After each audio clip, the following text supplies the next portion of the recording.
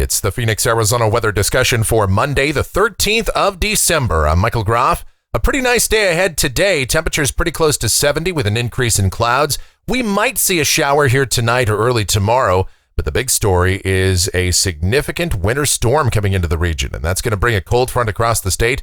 Obviously, that will usher in colder temperatures, but the big news will be an increase in clouds, winds, yes, a chance at some rain, maybe some isolated thunderstorms here in Phoenix, and mountain snows to the higher terrain of Arizona.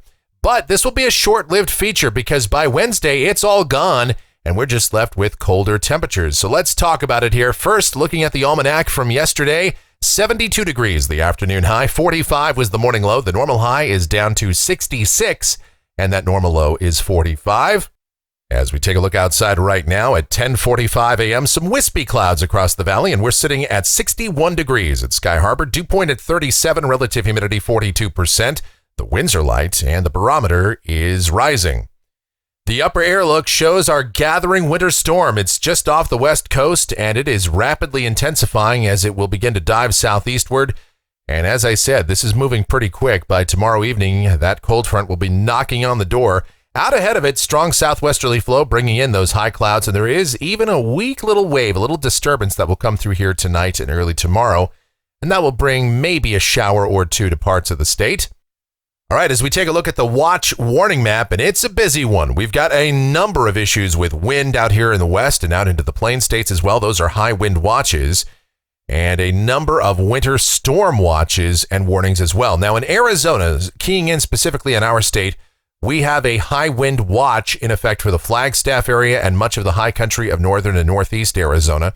There's also a winter weather advisory up there as well. Some roads across northern Arizona will become very difficult to travel, if not completely impossible to do so. For the Phoenix area, we have a wind advisory, and that's in effect from 6 p.m. tomorrow evening through 5 a.m. Wednesday morning. Again, gusty winds will be the big story as this cold front comes on through, and we'll detail that more specifically in just a moment. The convective outlook for today, no organized severe weather anticipated, but some thunder possible along the west coast with our system. And here's a look at precipitation. This is valid through next Monday morning. Rainfall here in Phoenix, generally less than 1/4 of an inch with this system coming through, although an isolated heavier amount is possible. We will see heavier totals up north, as well as up toward Las Vegas. They could pick up maybe a ½ inch of rain and maybe even a few snowflakes for the Las Vegas Valley, as this will be a rather potent and cold system. We'll talk about it in more detail right now as we get to the models. Here we go. This is the GFS. It's the 12Z run. This is valid at 5 o'clock this afternoon. There's that deep upper low just off of the Washington and Oregon coast. It is a very powerful one. Look at that bowling ball. Meanwhile, ridging sits off to the east of us, a deep southwesterly flow in here today. So down at the surface, we'll see an increase in clouds as we go to later this afternoon, becoming partly sunny, but a mild day overall. High temperatures right around 70, maybe even the low 70s. Now tonight, a weak little disturbance will come into the region. There could be just enough moisture for some light showers around, but they would be few and far between. Probably, if you see anything at all, just enough to wet the sidewalks. Most of us won't get anything out of that, but just letting you know that there is a possibility for a sprinkle or a brief light shower overnight tonight. Lows upper 40s to mid 50s with a mostly cloudy sky. Now tomorrow, again, there could be a light shower around through the day. Otherwise, a mix of sun and clouds. Most of the day will be pretty decent with highs in the mid to upper 60s, but breezes will start to pick up by late in the afternoon and the evening. And there you see that cold front approaching. Plenty of rain and mountain snow from California up into the Sierra and the Great Basin. Now, here's tomorrow evening, and the cold front will be coming into Arizona at that time, moving rather quickly as it does. Winds increase. By tomorrow evening, we'll see southerly winds here in Phoenix picking up to around 8 to 20 miles per hour, becoming west once that cold front comes through. 12 to 25. We could see gusts as high as 40 miles per hour here in Phoenix, and those are gradient winds. Out ahead of our cold front, there might be a light shower or two, but the main rain chance will come with the frontal band. Now, as far as specifics are concerned, when is all of this going to start to affect us here in Phoenix? Let's look at our high-resolution models, see if we can get some answers there. This is the 3-kilometer NAM at 9 p.m. tomorrow evening. And you can see at that point, the main frontal band is still well to the west of us. It's about to cross over the Colorado River. Out ahead of it, yes, there could be some isolated showers or discrete cells But for the most part, those will be very hit and miss and mostly light showers. We will see some gusty winds, some sustained winds, probably 8 to 20 miles per hour in Phoenix, gusts a little higher than that possible out ahead of our front through the evening hours. But I think the rain, for the most part, should hold off until later in the evening or overnight. This is midnight coming off of the HRRR, and you can see at that time the front is just about to come through here, and that's when we'll see those forced ascent showers right along the front. And there could even be a few thunderstorms along this front, and one or two of those might even become severe. And if we look at the dynamics at play for that, first we'll look at the CAPE. This is one of the things we always look at when talking about the potential of thunderstorms. CAPE is convective available potential energy. This is the atmosphere's instability, the ability for air parcels to freely rise through the atmosphere. And when we show you this graphic in the summer, you often see 1,000 or 2,000 joules per kilogram worth of CAPE. It doesn't take nearly as much energy in the wintertime, in the cool season, but as you can see, there's almost no CAPE here. But this is one of those rare times where this is a low CAPE but very high shear event. And when I say high shear, this is the bulk shear, the winds through the atmospheric column. And here in Arizona, you almost never, ever see values like this. The graphic, the legend at the top goes to 100 knots, and actually on this graphic, it's maxed out at 120 knots across parts of Arizona and the Southwest here. So incredibly strong shear with this front as it comes through. So with that in mind, we could briefly see a QLCS develop along this front. That stands for a quasi-linear convective system.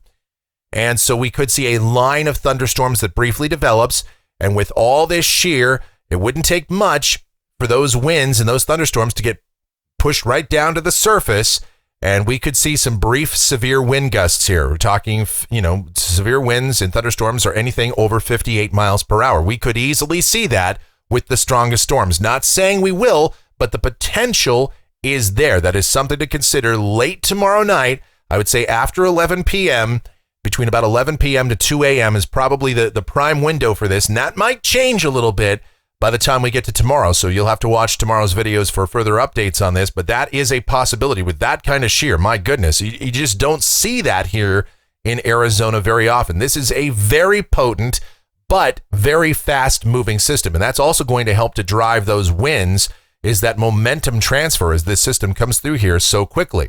All right, otherwise, tomorrow night, once that comes through, we'll see cooler air coming in. Overnight lows tomorrow night. We'll get down in the 40s for most of us. Maybe even dip into the upper 30s in the cooler spots, and those snow levels will be crashing down to under 4,000 feet. But then by Wednesday morning, that's out of here. By the time the sun comes up, most of that's going to be gone. We'll have decreasing clouds, maybe some leftover winds in the morning. Otherwise, not bad. Highs, rather cool though, mid-50s to around 60 for the day on Wednesday. And then the rest of the week, not looking bad at all. Mostly sunny on Thursday, highs, low to mid-60s, low 60s on Friday. And then over the weekend, forecast models begin to diverge on what may happen here. For now, we're going to keep the forecast dry with some passing clouds. Highs on Saturday and Sunday should be in the mid to maybe upper 60s, with overnight lows upper 30s to middle 40s. Some model guidance does hint at another short wave coming through the southwest to give us a small chance of rain this weekend. We'll have to see how further updates progress with that, but that is a possibility as well. And then forecast uncertainty really increases as we go to next week. This is Monday, the 20th, and a high amplitude pattern is shown to develop here, especially off the GFS. Look at that big ridge in the North Pacific, just south of the Aleutian Islands. My goodness. And in that configuration, historically, that does open the door for Arctic air to plunge south down the west coast and perhaps deepen either a shortwave trough or even a broad trough over the region. And, all things are on the table. Once that happens, we could see a significant storm system develop here across the southwest. Some of our forecast model ensemble guidance suggests that will happen. Some says no. This deterministic run of the GFS says no. It shows an upper low well off the west coast and more of a quasi-zonal flow developing here over the southwest with just periods of high clouds and temperatures rather seasonal. And then going out 10 days, this is Wednesday the 22nd, it shows a continuation of that. But look at that broad trough over much of Canada and the northern tier of the United States.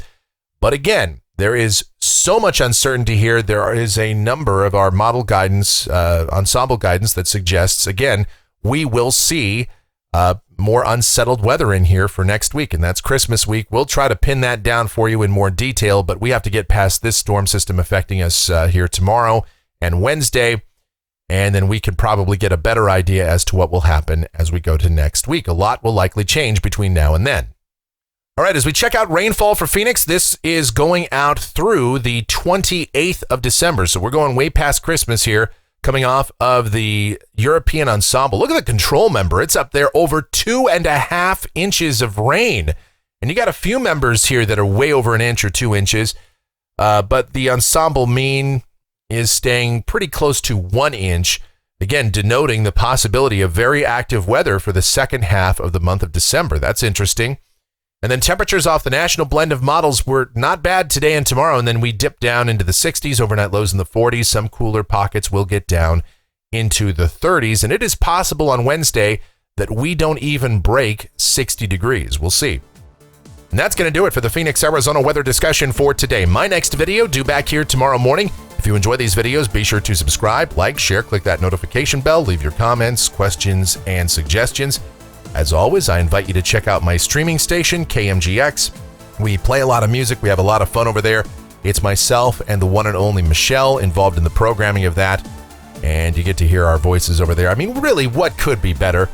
And I leave a link to that in the description. You can use your smart speaker, say, Alexa, play KMGX live, and you can check out that endeavor that we are involved in there. Otherwise, thank you so much for watching. All of your continued support, really do appreciate it. You guys be safe out there and have yourselves a glorious Monday.